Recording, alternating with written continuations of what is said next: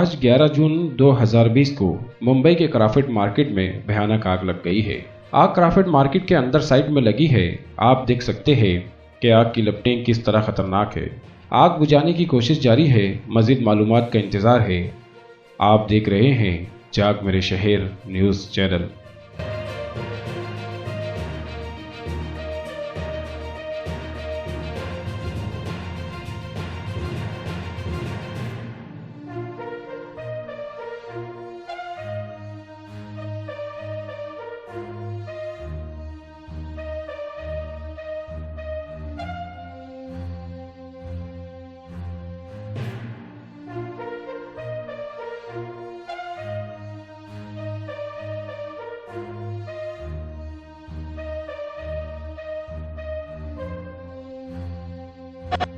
ऐसे ही अवामी बेदारी वाली न्यूज़ के लिए हमारे YouTube न्यूज़ चैनल को लाइक, सब्सक्राइब और बेल आइकॉन को प्रेस करना ना भूलें।